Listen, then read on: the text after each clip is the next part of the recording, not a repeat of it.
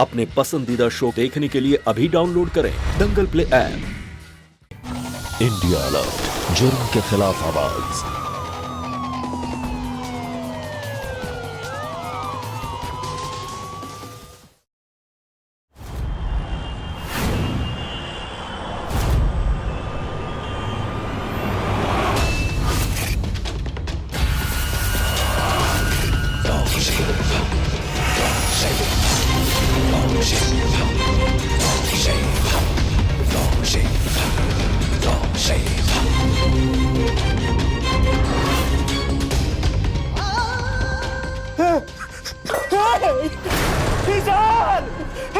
मेरा बच्चा इसान क्या हुआ? किसने किया?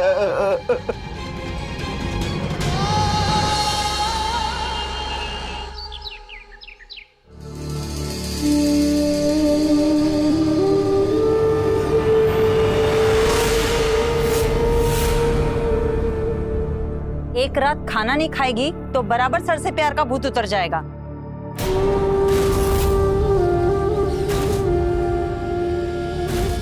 मम्मी, काजल सही हो या गलत, मैं उसे इस हाल में नहीं देख सकता। राघव, तेरी मम्मी ठीक कह रही है। चल जा, खाना वापस किचन में ले जा।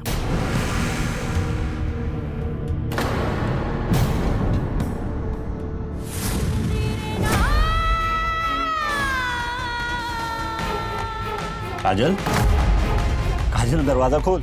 भैया आप जाइए यहाँ से। काजल दरवाजा खोल और खाना खा ले।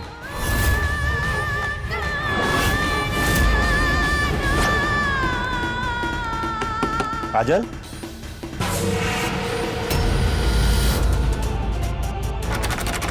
काजल,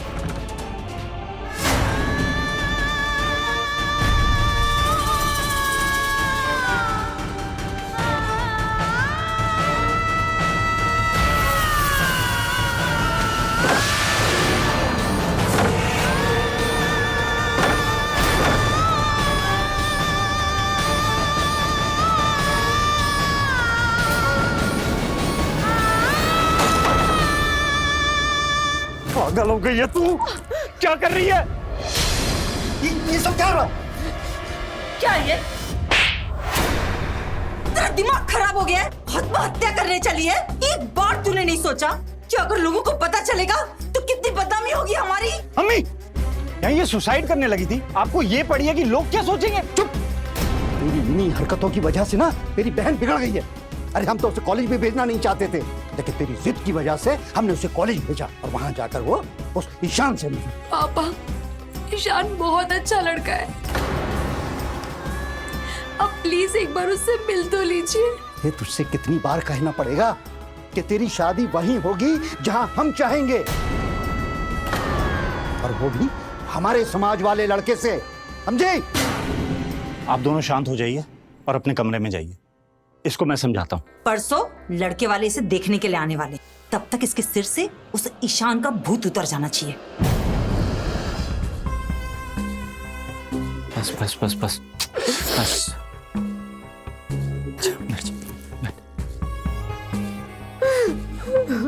बस बस, रो मत रो मत। अच्छा एक बात बता, क्या ईशान भी तुझसे उतना ही प्यार करता है जितना तू उससे प्यार करती है? भैया वो मुझे मुझसे भी ज्यादा प्यार करता है। तो एक काम कर, उसको फोन कर और बोल कल सुबह 6 बजे मंदिर आ जाए, मैं कराऊंगा तुम दोनों की शादी। सच में भैया?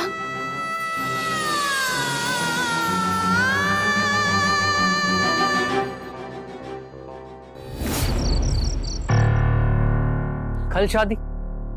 काजल, मुझे अपने घर वालों से बात करने का मौका तो दो। ईशान, परसों मुझे लड़के वाले देखने आ रहे हैं। मम्मी पापा मुझसे बिना पूछे मेरा रिश्ता तय कर देंगे। अगर कल हमने शादी नहीं की ना तो मेरी शादी किसी और से हो जाएगी। काजल, लेकिन अगर पापा ने एक्सेप्ट नहीं किया तो?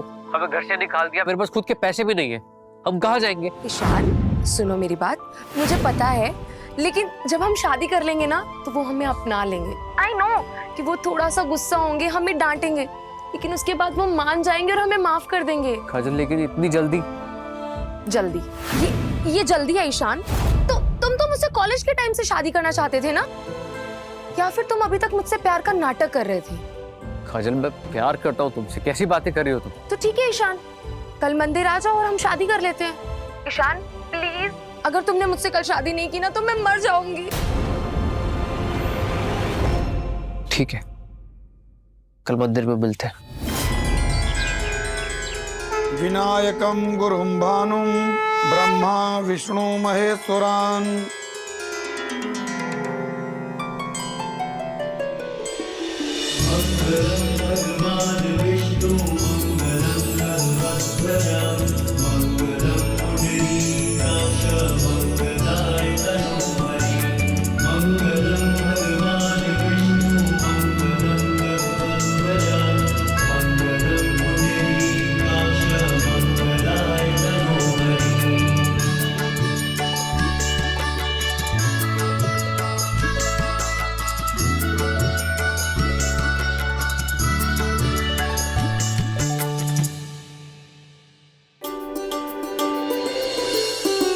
ईशान, काजल अब तुम्हारी जिम्मेदारी है, पूरा ख्याल रखना। कैसी बातें कर रहे हैं आप? बिल्कुल रखूंगा।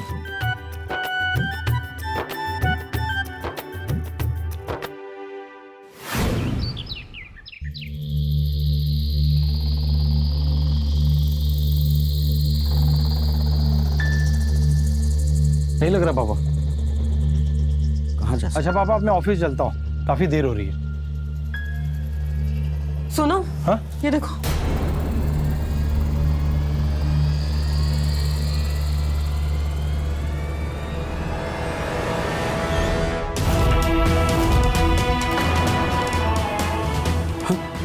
तुम्हारी इतनी हिम्मत कि अपने बाप के मर्जी के खिलाफ तुम छोटे से घर के लड़की से शादी करके आ गई?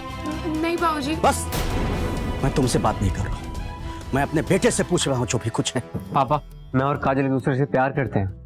इसीलिए तुमने खानदान की इज्जत को मिट्टी में मिला देना सही समझा ना? आप लोग शांत हो जाइए, बाहर लोग सुन रहे होंगे और इसमें हमारी ही परिवार की बदनामी होगी। प्लीज भाभी, मुझे एक मौका दीजिए, मैं किसी को निराश नहीं करूंगी। देखो, तुम भले ही ईशान की बीवी बन चुकी हो, लेकिन इस घर की बहू कभी नहीं।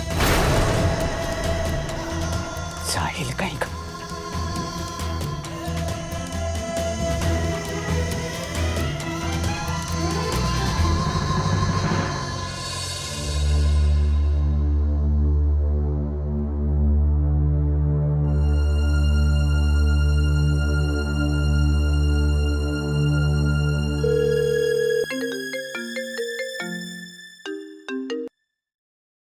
हाँ काजल, तो ठीक तो है ना? ईशान के घर वालों ने ज्यादा कुछ सुनाया तो नहीं तुझे? मेरी फिक्र मत कीजिए, मैं बिल्कुल ठीक हूँ। ससुर जी और बाकी सब अभी थोड़ा सा परेशान है, मुझसे नाराज है, लेकिन मैं उन्हें मना लूंगी।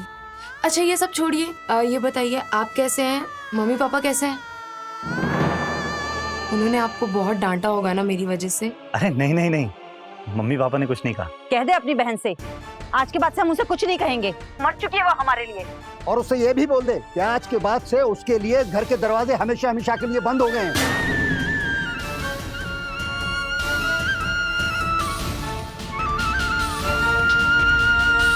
अरे काजल, तू रो मत, तुझे पता तो है ये सब तो होना ही था ना। मुझे पूरा विश्वास है कुछ महीने में सब ठीक हो जाएगा। जी भैया।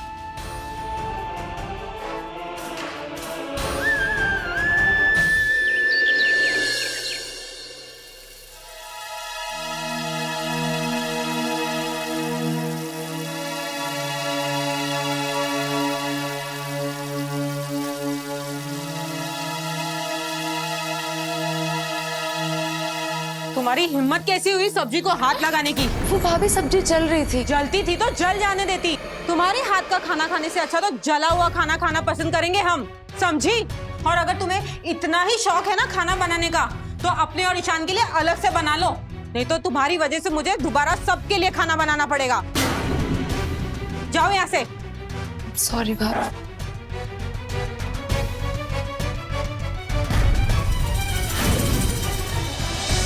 काजल, अरे काजल, रो क्यों रही हो? तुमने तो कहा था ना पापा कुछ टाइम नाराज रहेंगे, गुस्सा रहेंगे, फिर मान जाएंगे। इसमें रोने वाली क्या बात है? ईशान, अब तो मुझे डर लगने लगा है कि वो लोग मानेंगे भी या नहीं। ऐसा कभी नहीं होगा। मैंने सोचा है कि हम कुछ टाइम घर से बाहर चले जाते हैं। पापा जब हमें मिस करेंगे तो फोन करके खुद बुला लेंगे। आइडिया अच्छा है ईशान, लेकिन बाहर जाएंगे तो घर के किराए के पैसे वो कहाँ से आएंगे? मेरी एक इन्वेस्टर से बात हुई है जो मेरे बिजनेस प्लान में इन्वेस्ट करने को तैयार होगा। कल उससे मीटिंग है, होपफुली अगर सब कुछ वर्कआउट हो गया तो वो मुझे एडवांस में चेक भी दे देगा। That's great Ishan. अगर तुम्हारा बिजनेस सेटअप हो गया तो घर में तुम्हारी कितनी इज्जत बढ़ जाएगी और फिर शायद वो हमें अपना ले। Thank you, thank you. आइए बेटे, वो आ रहे हैं।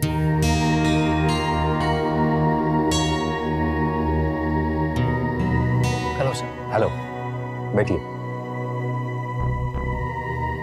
सॉरी मिस्टर शाह, मैं आपके बिजनेस में इन्वेस्टमेंट नहीं कर सकता। लेकिन क्यों सर? सर आपने तो कहा था कि मेरा बिजनेस प्लान बहुत अच्छा है, इसमें प्रॉफिट का बहुत स्कोप है। स्कोप है, लेकिन रिस्क भी।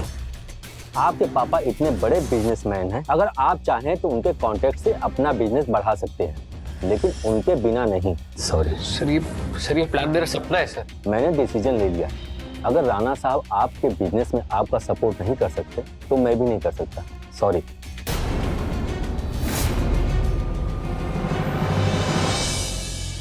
वकील साहब, ये लीजिए, सभी पेपर साइन कर दिए हैं। राणा जी, ये पेपर मैं आज ही रेडी करके कोर्ट में जाके सबमिट कर दूंगा।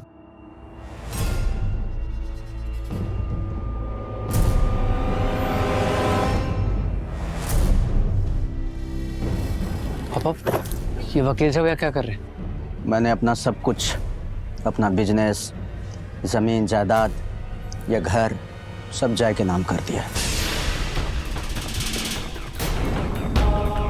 क्या कह रहे हैं आप? ये गलत है पापा। मैं भी तो आपका ही बेटा हूँ। जितना हक इस प्रॉपर्टी में भैया का उतना ही मेरा भी है। तुम मेरे बेटे थे, अब तुम सिर्फ इस औरत के पति हो। और शुक्र मनाओ तुम दोनों कि अभी तक घर से निकाला नहीं है।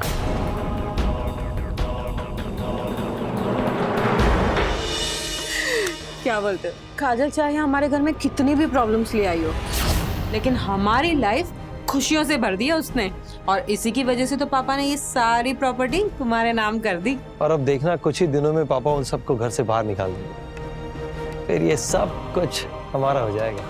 अब इसी बात पे एक प्यारी सी चाय पिला दो, बिल्कुल तुम्हारे जैसी। हाँ, और चाय के साथ वही अपना फेवरेट।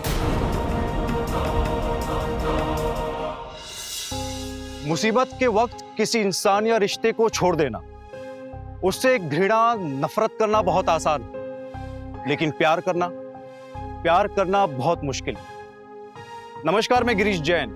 क्राइम अलर्ट के आज के इस नए एपिसोड में हम आपके सामने एक ऐसी कहानी लेकर आए हैं जहां रिश्तों के प्रति बदलता व्यवहार एक मासूम की जिंदगी में उथल पुथल मचा देता है। प्यार दो लोगों के बीच होता है, लेकिन शादी दो परिवारों का मिलन है। लेकिन जब किसी कारणवश दो परिवारों की आपस में ना बनती हो तो इसका सीधा असर पति पत्नी के रिश्ते पर पड़ता है। कहने को तो शादी 7 जन्मों का बंधन है, लेकिन इस बंधन की असली परीक्षा बुरे समय में ही होती है। अभी अभी जुड़ा शादी का ये रिश्ता क्या इस चुनौती को पार कर सकेगा या नहीं? आइए देखते हैं।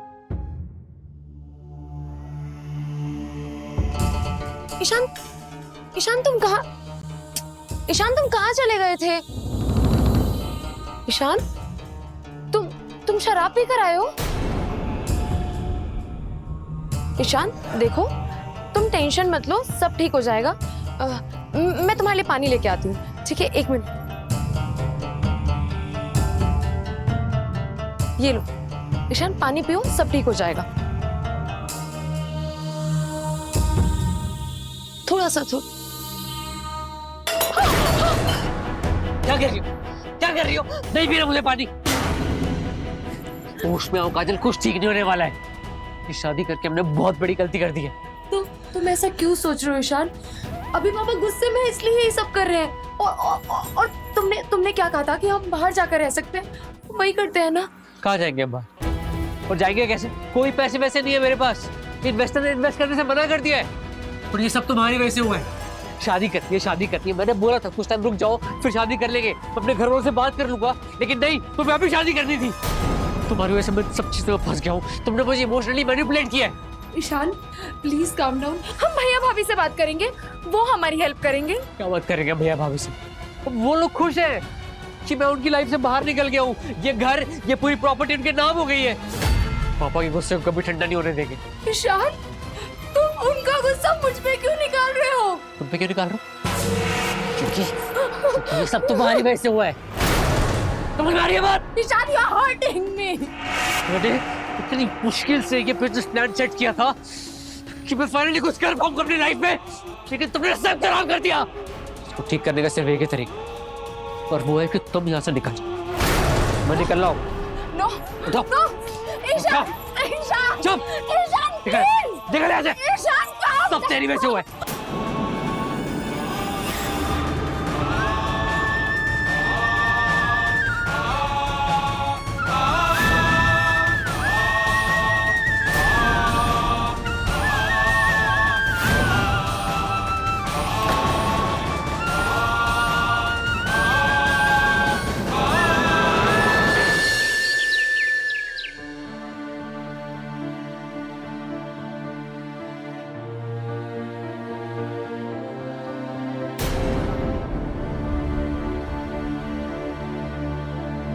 क्या हुआ? भैया ईशान ने मुझे घर से बाहर निकाल दिया। तो यहाँ क्यों आई? अरे हमने तो पहले ही कहा था कि वो लोग अलग समाज के हैं, तुझे कभी नहीं अपनाएंगे, लेकिन तू फिर भी हमारे खानदान का नाम कीचड़ में उछाल कर चली गई। पापा प्लीज, इस वक्त काजल कहाँ जाएगी? वो हमारी प्रॉब्लम नहीं है, जहाँ जी चाहे चली जाए, हमें कोई फर्क नहीं पड़ता, लेकिन बस वो अब इस घर में नहीं रह सकती। लेकिन हमने तय कर लिया है, काजल के लिए इस घर में कोई जगह नहीं है। पापा मम्मी प्लीज, आज रात के लिए काजल को घर पे रुकने दो, कल मैं ईशान और उसके घर वालों से जाके बात कर लूँ। ठीक है, लेकिन सिर्फ आज रात वो यहाँ रुक सकती है।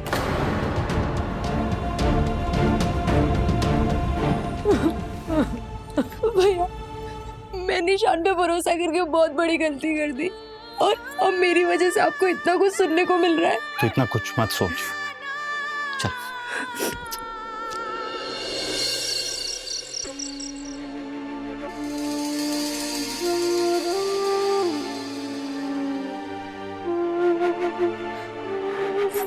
ये सब तुम्हारी वजह से हुआ है।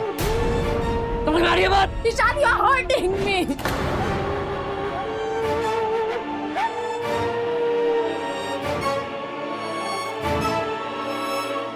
कहाँ जाएंगे अब्बा? और जाएंगे कैसे? कोई पैसे वैसे नहीं है मेरे पास।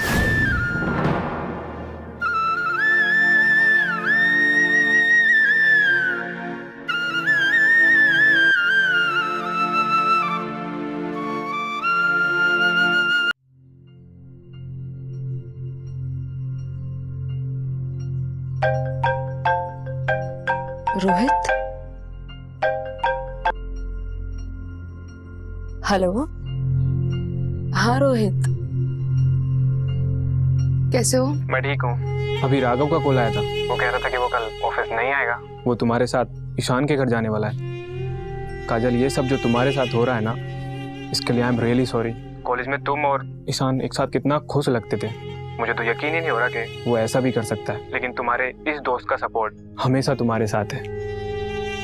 तुम्हें कभी भी कोई मदद चाहिए ना, तो तुम मुझे बोल सकती हो। थैंक यू रोहित, लेकिन अभी मुझे बहुत नींद आ रही है, मैं तुमसे बाद में बात करती हूँ।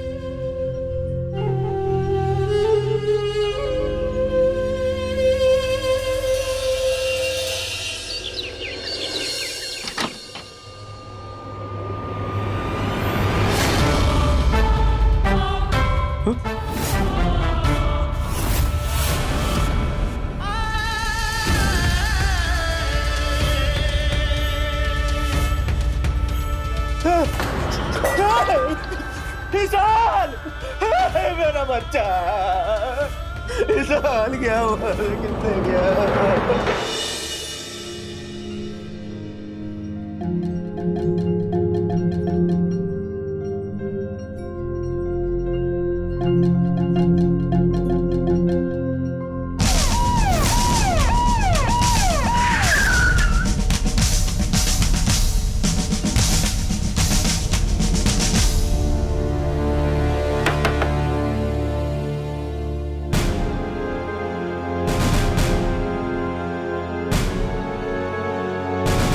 हम आप लोगों से कुछ जानकारी चाहते हैं। क्या आप लोग बता सकते हैं कि ईशान कल रात कब और कहाँ गया था?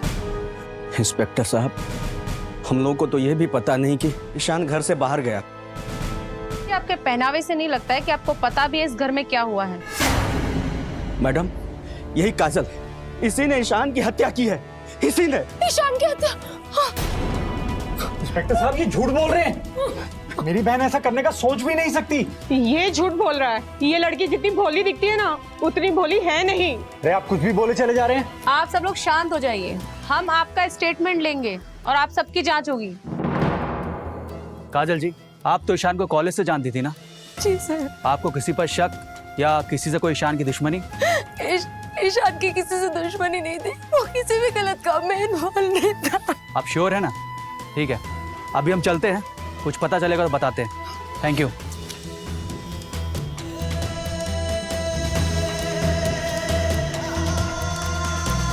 इसी मनहूस की वजह से आज मेरा बेटा चला गया।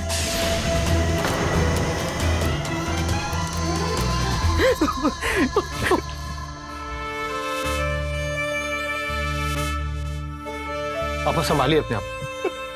ईशान चला गया। पापा मैं हूं ना, मैं हूं ना, संभालिए अपने आप। पापा मैं हूं ना। सर, हमने पूरा एरिया चेक कर लिया, इनफैक्ट काजल के घर के आसपास भी देख लिया। हमें मर्डर वेपन कहीं पर भी नहीं मिला सर। जिसने भी ईशान को मारा उसके दिल में ईशान के लिए नफरत और गुस्सा दोनों रहा, वरना चाकू से मारने के लिए 2-3 बार करना काफी होता है, लेकिन खूनी ने 10 से 12 बार चाकू सीने पे चलाया ईशान के। इसका मतलब ये तो बिल्कुल भी नहीं हो सकता कि ईशान अपने घर से बाहर निकला और उसके ऊपर किसी चोर या गुंडे ने हमला कर दिया। मुझे लगता है ये काम उसके किसी जानने वाले या किसी अपने का ही है, और इस वक्त हमारी सबसे बड़ी सस्पेक्ट काजल है। मैडम, कॉल रिकॉर्ड आ गया।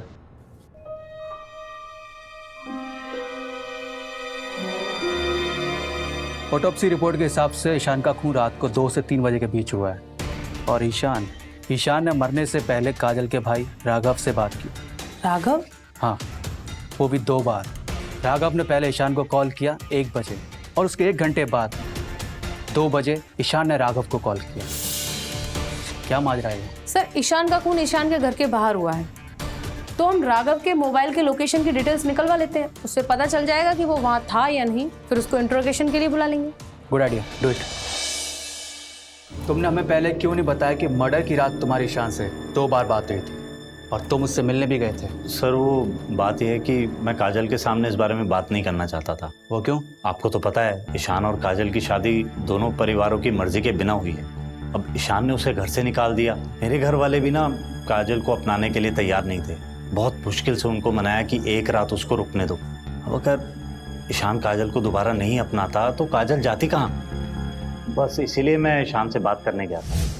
ईशान, तुम तो जानते हो ना काजल तुमसे कितना प्यार करती है। भाई, काजल से मैं भी तो बहुत प्यार करता हूँ, लेकिन इस वक्त मुझे मेरे बिजनेस प्लान के लिए पैसे चाहिए, और वो आप लोग नहीं दे पाओ, वो मेरी फैमिली ही दे पाएगी मुझे। ये बताया काजल ने, तुझे अपने स्टार्टअप के लिए पैसे चाहिए ना, मैं करके दूंगा इंतजाम, बस तू काजल को अपना ले। ठीक है, अगर आप फंड अरेंज कर दोगे तो मैं काजल के साथ रह लूँ, कोई दिक्कत नहीं मुझे। प्रॉमिस कर।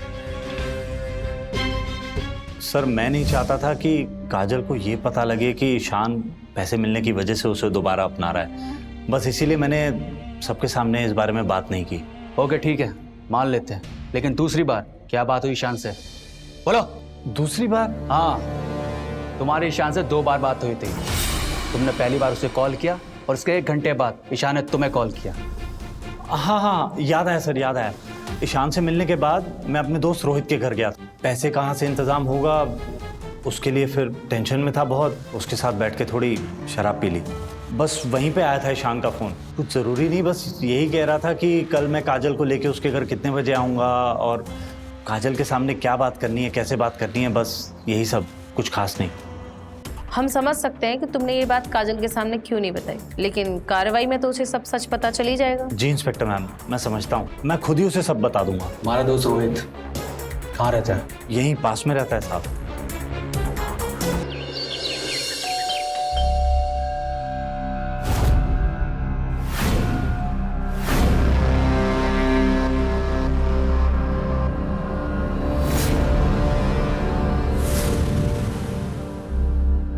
काजल और राघव को तुम कैसे जानते हो?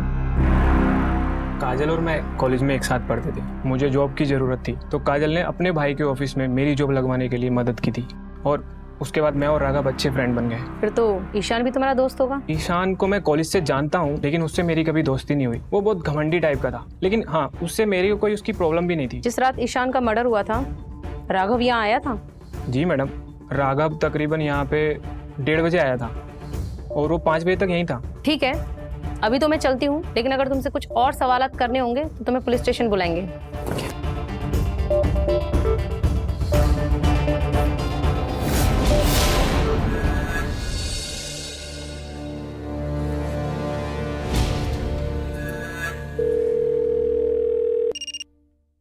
हाँ मंजू। अर्जुन सर, रोहित से राघव का स्टेटमेंट कंफर्म हो गया है। राघव उस रात 1:30 बजे से सुबह 5 बजे तक यहीं था। राघव का मोबाइल लोकेशन भी यही कहता है। ईशान का खून रात को 2 से 3 बजे के बीच हुआ है। इसका मतलब राघव ने ईशान को नहीं मारा है। सर, ईशान के घर वालों को स्ट्रांगली लगता है कि ईशान का मर्डर उसकी वाइफ ने किया है। ठीक है, बुलाओ उसे police station. Okay Arjun sir.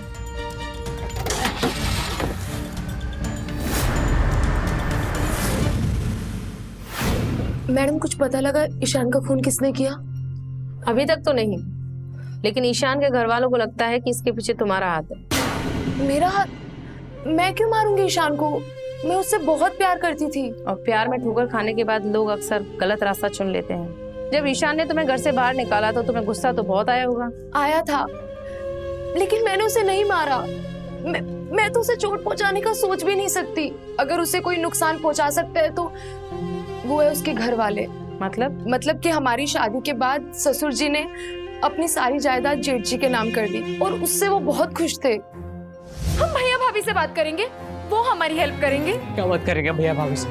वो लोग खुश हैं कि मैं उनकी लाइफ से बाहर निकल गया हूँ। ये घर, ये पूरी प्रॉपर्टी उनके नाम हो गई है। पापा के गुस्से को कभी ठंडा नहीं होने देंगे। ईशान ने पैसों और प्रॉपर्टी के लिए मुझे घर से बाहर निकाला था, तो हो सकता है जेठ जी और जेठानी जी सारी प्रॉपर्टी अपने पास रखने के लिए ईशान को मारा हो। लेकिन क्या? लेकिन मैम, मैं बहुत कंफ्यूज हूँ, क्योंकि भैया ने बताया था कि वो उस रात ईशान से मिलने गए थे और ईशान ने कहा था कि अगर भैया बिजनेस के लिए उसे पैसे दे दे तो वो मुझे अपना लेंगे। लेकिन अगर जेठ जी या जेठानी जी को ये बात पता लगती है तो वो ऐसा कभी नहीं करेंगे। हो सकता है ससुर जी ने ऐसा किया हो। तो तुम्हें लगता है राणा अवस्थी अपने बेटे को मार सकते हैं? वो तो नहीं पता मैम, लेकिन मुझे सिर्फ इतना पता है कि वो नहीं चाहते थे कि हम एक हों, और करीब 1 साल पहले वो मुझसे मिलने भी आए थे।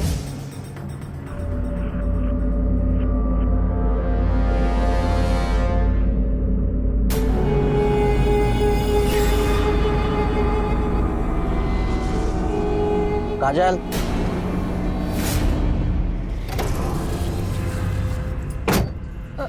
आप यहाँ? हाँ, मैंने तुम्हारे लिए कुछ लाया है। मेरे लिए? हाँ, तुम्हारे लिए। ये लो। क्या है ये? इसमें 5 लाख रुपए हैं। अगर तुम मेरे बेटे से रिश्ता तोड़ लोगी तो ये पैसे तुम्हारे हैं। मैं और ईशान एक दूसरे से सच्चा प्यार करते हैं। उसे कोई पैसों से तो नहीं खरीद सकता। ये आप अपने पास ही रखिए। Thank you.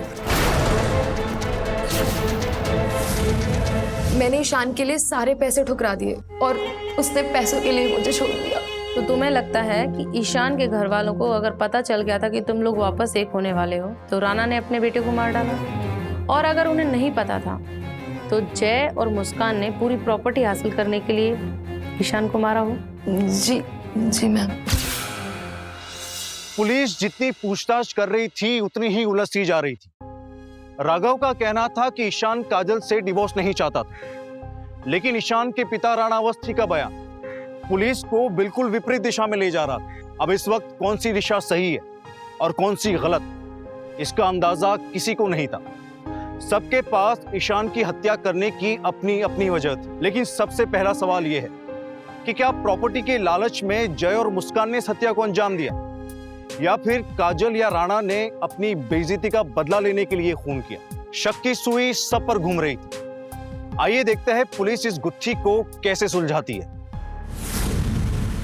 हमें पता चला है ईशान के काजल से शादी करने की वजह से तुम्हारे पापा ने सारी प्रॉपर्टी तुम्हारे नाम कर दी थी। हाँ सही है।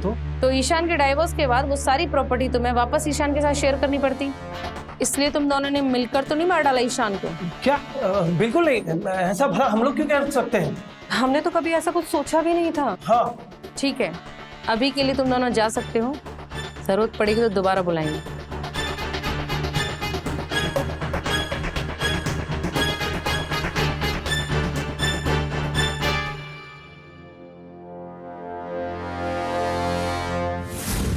सर, जय अपने भाई को मारने का सोच भी नहीं सकता। ये काम उसी काजल का है, वो ईशान से बदला लेना चाहती थी। लेकिन हमें ऐसा नहीं लगता है। उस रात राघव ईशान से मिलने घर आया था और ईशान काजल को वापस अपनाने के लिए मान गया। मालूम है सर, मैंने ईशान को राघव से बात करते हुए देखा था।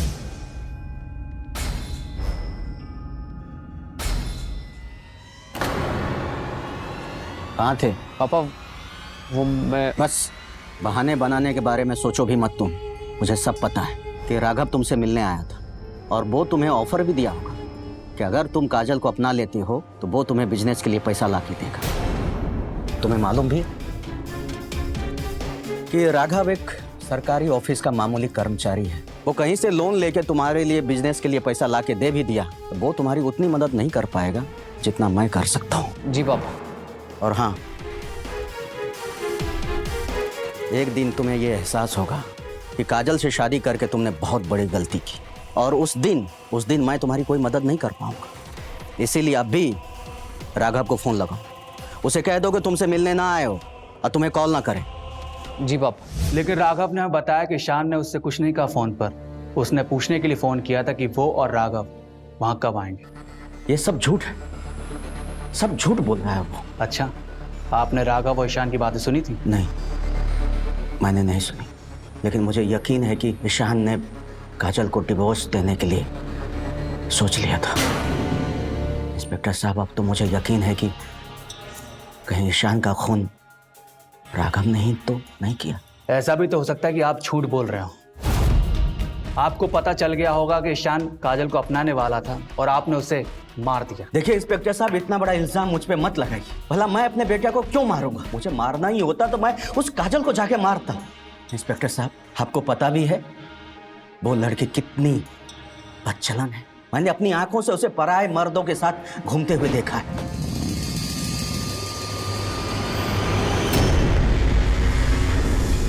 Thanks for the lift Rohit. कल मिलते हैं कॉलेज में, असाइनमेंट करना मत भूलना। Okay okay.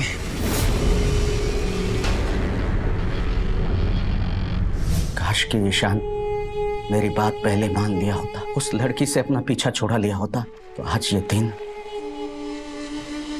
देखना नहीं पड़ता। सर, ये केस तो सुलझने की वजह और उलझता ही जा रहा है। राघव और राणा दोनों के स्टेटमेंट एकदम अलग हैं। अब हमें ये कैसे पता चलेगा कि राघव ने ईशान को फोन करके रात को क्या कहा होगा? एक काम करो, इनके पड़ोसियों से पूछताछ करो, किसी ने कुछ देखा हो।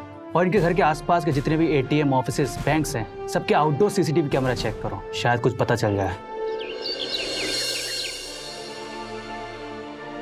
काजल, इतना रोएगी बच्चा तो बीमार पड़ जाएगी। तो मैं और क्या करूं भैया? तो ईशान भी नहीं रहा, और रही बात मम्मी पापा की, तो वो तो मुझसे बात तक नहीं करते। मैं तो एक बोझ बन के रह गई। तू कैसी बातें कर रही है? तू मुझ पे बोझ बनेगी अपने भाई पे? मैं हमेशा तेरे साथ हूं। देख, कभी ना कभी तो दोबारा शादी करनी पड़ेगी ना। मुझे मालूम है रोहित प्यार करता है तुझसे। नहीं भैया, मैं रोहित से प्यार नहीं करती हूँ। तू ईशान से प्यार करती थी काजल, और ईशान ने तेरे प्यार का क्या सिला दिया? देख, रोहित एक अच्छा लड़का है, तेरा ध्यान रखेगा। तूने रोहित और ईशान में से ईशान को चुना, पर रोहित ने हर बार तेरे हर डिसीजन की रिस्पेक्ट रखी है। क्या हुआ रोहित? एक minute Kajal. I love you Kajal.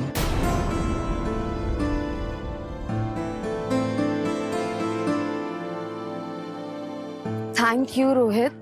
I really like you, but as a friend. और मैं ईशान से प्यार करती हूँ, उसी से शादी करना चाहती हूँ। I hope you understand. It's okay, मुझे पता है तुम्हारे दिल में ईशान के लिए फीलिंग्स हैं। मैं तो बस अपने दिल की बात तुम्हें बताना चाहता था। आई होप हम फ्रेंड्स रहें। Yeah and thanks for the bouquet. Thank you. Bye.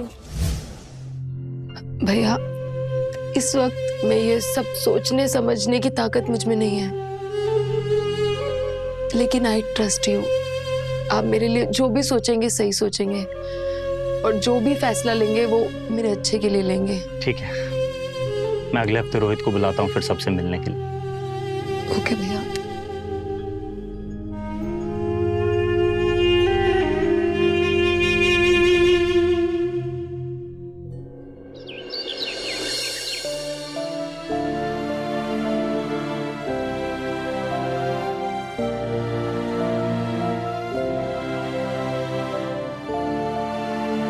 Raghav ने बेटा मुझे बताया, हमारे लिए इससे बढ़कर और क्या हो सकता है कि तुम हमारी विधवा बेटी से शादी करना चाहते।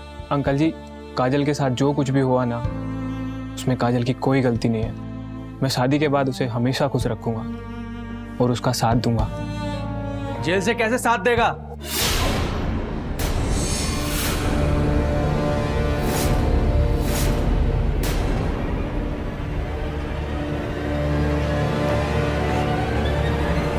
डॉक्टर साहब, आप यहाँ क्या कर रहे हैं और कहना क्या चाहते हैं आप? ज्यादा भोला बनने की जरूरत नहीं है।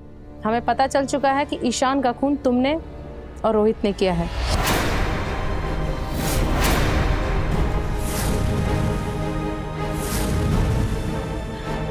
नहीं नहीं मैम, ऐसा नहीं हो सकता। प्लान तो बहुत अच्छा बनाया था तुमने, लेकिन हर कातिल सबूत कोई ना कोई छोड़ ही देता है। ये फोटो रात 1:15 की है, जब तू ईशान के घर से रोहित के घर पे आया और तुझे वहां ईशान का फोन आया कि वो काजल को अपना नहीं सकता, इसलिए तू वापस ईशान से मिल उसके घर गया रात 2 बजे, और वहां जाकर तूने उसका खून कर दिया। इसलिए जब तू वापस रोहित के घर पर आया तो तेरे कपड़े खून से सने हुए थे, ये देख।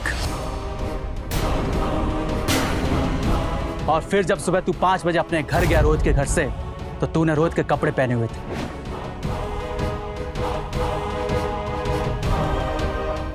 सच कहा ना मैंने? इतने सबूत काफी हैं तुम दोनों को जेल पहुंचाने के लिए।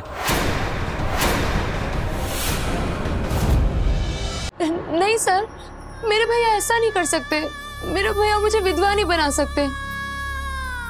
भैया भैया भैया भैया इधर देखिए और मेरे सर पे हाथ रख के कसम खाइए और इन्हें बताइए कि सच क्या है। काजल, ये लोग सच बोल रहे हैं। मैंने ईशान का खून किया है।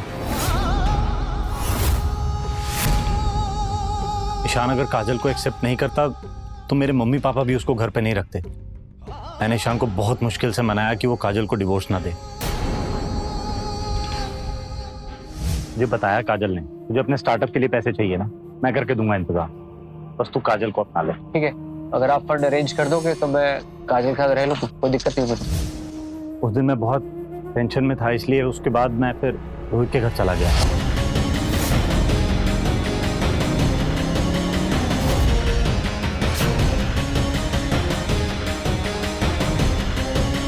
वहाँ हम दोनों बैठ के दारू पी रहे थे, वहीं ईशान का फोन आया। राघव, आई एम सॉरी, देखो मैं काजल को नहीं अपना सकता। कहने लगा कि अपने घर वालों के खिलाफ जाके काजल को दोबारा नहीं अपना सकता। मैंने उसे बहुत मनाने की कोशिश करी पर वो मान ही नहीं रहा था। मैंने उसे एक बार और मिलने को बोला। मैंने कहा मैं बस घर के बाहर आ रहा हूँ, 10 मिनट में मुझे बाहर मिल। और इस बार मैं पूरी तैयारी के साथ गया था।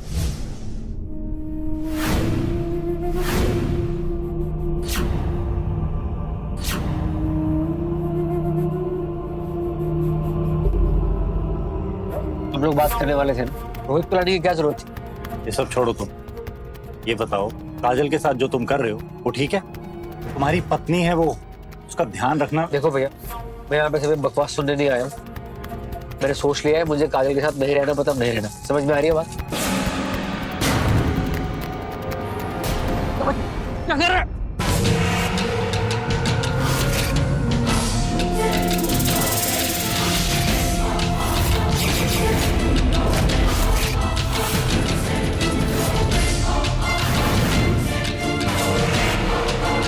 बहन को डिवोर्स देगा तू? उसकी जिंदगी बर्बाद करेगा तू?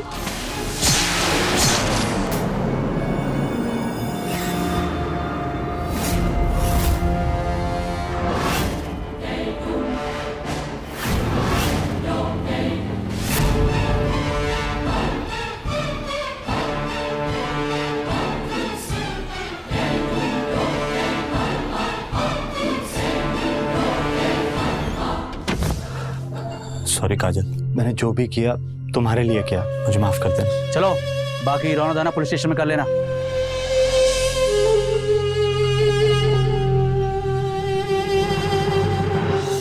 प्यार, प्यार से ज्यादा शक्तिशाली कुछ नहीं। प्यार के खातिर बड़े बड़े अपराधी सुधर जाते हैं और सुधरे हुए लोग अपराधी बन जाते हैं। राघव अपनी बहन से इतना प्यार करता था कि उसे बर्दाश्त नहीं हुआ कि ईशान उसकी बहन को छोड़ रहा है। लेकिन क्या सही मायने में यह प्यार था? जी नहीं। सही प्यार वो होता जब ईशान के कैरेक्टर के बारे में अपनी बहन की शादी करवाने से पहले वो पता करता, अपने माँ बाप के जुल्मों से बचाने के लिए अपनी बहन की शादी करने की बजाय उनके सामने उसके भले के लिए खड़ा होता, काजल को आत्मसम्मान रखने और आत्मनिर्भर होने की सीख देता। क्योंकि सच्चा प्रेम कभी अपराध के रास्ते से नहीं गुजरता। मुश्किल हालातों में अपने विवेक से काम लेने की सलाह देते हुए अब मैं गिरीश जैन क्राइम अलर्ट के आज के इस एपिसोड से विदा लेता हूं। फिर मिलूंगा ऐसे ही किसी अपराध से अलर्ट कराती एक नई कहानी के साथ। तब तक be alert, be safe, crime alert, जुर्म के खिलाफ आवाज।